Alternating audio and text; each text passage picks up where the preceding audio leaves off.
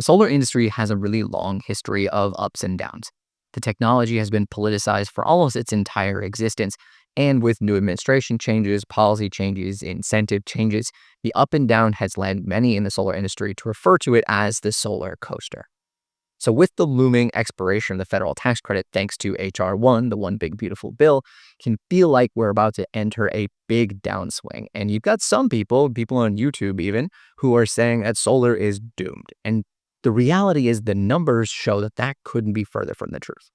So what I want to do today is walk through a history of the solar coaster, the solar timeline, if you will.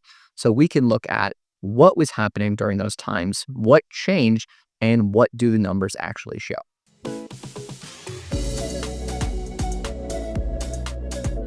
Now, to really understand the full context of the solar coaster, we have to go all the way back to 1978, when President Carter signed an act which put in a solar tax credit. This would give you a 30% tax credit for the first $2,000 in installation expenses and a 20% credit for the second $8,000 in installation expenses. This credit was later bumped up to 40% before it was allowed to expire under the new Reagan administration. Reagan's administration was pro-fossil fuels and then let the credit expire and famously also removed the solar thermal panels that were on top of the White House. Fast forward down to 2005, and this is when the version of the modern version of the solar tax credit that we know today first was established. President Bush signed an act which established, among a lot of other things, a solar tax credit, which would give you a 30% credit capped at $2,000 for solar installation. Now, at this time, we were in the middle of the Second Gulf War, and there was a huge push to reduce the dependence on foreign oil, especially oil from the Middle East. So they wanted to build up our domestic energy production. Renewable energy was included as part of that. But during this time, originally that credit was set to expire in 2007, but through a later act was extended to then the end of 2008.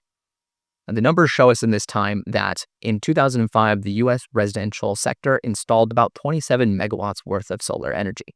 By the end of 2008, that number would bump up to over 80 megawatts in residential capacity. Moving into 2008, then, we have a new administration coming in and also one of the worst economic crises that the country has seen. So in 2008, obviously, we had the Great Recession, and that crippled many areas of the economy, but especially the housing market. One of the acts that was signed by President Bush before the new Obama administration came in was an act to emergency stabilize the government. That included, most famously, the bank bailouts. But one of the things that was included in that bill was an extension of the solar tax credits. So it removed the $2,000 cap and extended the tax credit out until 2016. With the new Obama administration also coming in and this new value that homeowners could find in a solar tax credit, the new administration's plan to expand and push renewables would lead to a ton of expansion during this time. We see that in 2009, we installed about 164 megawatts of total capacity, and by 2015, we were installing over 2,000 megawatts of capacity in the residential sector. Now, one of the interesting numbers during this time, though, is 2011, because it's the first time that we actually see a year-over-year decrease in the installed capacity. So what happened in 2011? Well, there's a couple of things. Number one, there was the Solyndra scandal. And that could be a whole other topic for a different video. But Solyndra did happen. That put a bit of a bad taste in the solar industry's mouth. Additionally, in 2011, there were some anti-dumping tariffs that were being put into place. And this would be solar's first bout with tariffs. Now, due to some complaints about Chinese manufacturers flooding the U.S. market with cheap solar equipment, tariffs were put on. And so we do see an increase in pricing and overall year-over-year actual installation capacity decrease. However, during this same period, we do see that jobs expanded significantly. Data from the Solar Energy Industry Association shows that in 2010, the industry employed about 100,000 people, and by 2016, it was over 200,000 people.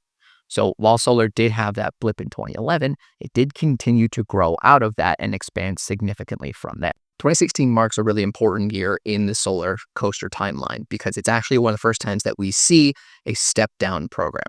So in 2016, there was a consolidated appropriations bill that refunded the government for the remainder of the fiscal year. One of the things included in this bill was the step-down program, where it would extend the solar tax credit out until 2020 and then begin to phase it out. So anything that was installed up until 2020 would receive a 30% tax credit. Projects installed in 2020 itself would receive a 26% tax credit. Projects installed in 2021 would get a 22% tax credit. Anything in 2022 and beyond would have zero tax credit. Previous administrations had always included tax credit extensions through their bills, but the incoming Trump administration was taking a much more heavily anti-renewables approach. So the large sentiment in the industry was that there was going to be no extension going on, and this would finally see where we're going to go away from the tax credit. We also see, for the first time since 2011, in terms of total installed capacity, a reduction in year-over-year installations. So in 2016, we installed 2,600 megawatts of residential capacity. In 2017, 2,200. So we did see a bit of a decrease in there, and this would mark a couple of tumultuous years in the solar industry. Moving forward to 2018, the years of 2018 through 2020 were years of a lot of flux and really up and down on the solar coaster timeline. So of course, we were coming off of 2017 with the year-over-year decrease looking to increase. And now that we knew that the looming solar step down of the tax credit was coming, a lot of homeowners were very motivated to buy solar before they would lose out on any credits. Even a 4% drop was a pretty big loss for a lot of people. So we do see an increased demand from homeowners, but at the same time, we were also seeing that there were new tariffs being put into play. President Trump and his administration near this time wanted to bring more manufacturing back to the United States. So they put a 30% tariff on certain solar cells and equipment being imported from certain countries. It wasn't blanketed like we have in the new tariffs that came out today. Unfortunately for the Trump administration, what ended up happening with these tariffs found by the U.S. International Trade Commission was that imports of modules actually increased from 2018 to 2019. So the tariffs ended up having an opposite effect. Some of that could be due to the fact that they only lasted for 4 years, so some manufacturers decided to just wait out those tariffs instead. We did do a full breakdown article on the effect of those tariffs and any new tariffs potentially that I will link in the video description and above you. Click on to watch it. Even with some of these ups and downs, when we look at the data, we do still see increase in capacity with about 2,400 megawatts installed residentially in 2018 and 2,800 installed in 2019. U.S. Solar Foundation's National Job Census, though, did find that over this time period, we did experience a 3.2% decrease in total solar jobs. Let's move into 2020. 2020 was a year, as we all remember at this point. 2020 marked the start of the first time the tax credit had changed since its inception and moved down to 26%. Couple that with, of course, COVID pandemic hitting, and 2020 was a bit of a flux year. Leading into that year, though, there was a ton of really great demand from homeowners. The decrease in the tax credit led many homeowners to really want to go solar, and speaking as somebody who was selling solar during that time, everybody wanted to go and make sure their project was getting in. So start of 2020, we didn't really know what the industry was going to look like, even though it was only a 4% drop. Of course, then the COVID pandemic hit and life as we know it changed. As part of the COVID economic relief, the tax credit was actually extended from 26% to keep at 26% through 2022, at which point then it would step down. So there's a bit of a longer runway given during that time. Despite all of the fears, though, what we actually do see is a pretty big increase through the COVID years in the installed solar. What ended up happening, what we think, is that a lot of people were really wanting to bolster their at-home presence, and because they spent so much more time at home, saw their electric bills increase and really looked more towards solar during this time. So we do see that in 2020, about 3,000 megawatts were installed. And by the time we get to 2022, that number has jumped to over 6,000 megawatts installed in the residential sector. And SEIA's numbers looking on jobs show that jobs in the solar industry increased from about 220,000 to 260,000 by the end of 2022 through the COVID years. So even though life was on a big downswing, we do see solar ended up through those years swinging back up, even though it felt like it was up and down every day. Bring us to 2022 now, to the Inflation Reduction Act. The Inflation Reduction Act took the tax credit and started doing the precedent that was set in the early 2000s and extended it for significantly longer. Originally, that credit was going to be at 26%, but the IRA brought it back up to 30% and extended that out through 2032, at which point it would start to step down and go away officially then in 2035. So the industry got a boost in the tax credit and a much longer runway to continue installing. 2023 actually saw massive capacity additions in residential solar, where we looked at about 6,800 megawatts installed. 2024, though, would bring on a bit of a difference and look more like 2011 and 2017. So with this new tax credit, why did that go down? Well, one of the big policy things that we saw happen in 2023 was California instituted NEM 3.0, or Net Energy Metering 3, which absolutely gutted the net metering policies for homeowners in California. California makes up the majority of the US solar market. So while that saw a massive dip, we saw a 32% year-over-year decrease in total installed solar capacity during this time. Now, one of the things you do see, though, concurrently, though, is a massive boom in solar plus storage. From 2019 and looking at before NEM 3.0, we saw about a 12% attachment rate with batteries in solar plus storage. By the end of 2024, that number had increased almost 30% attachment rate.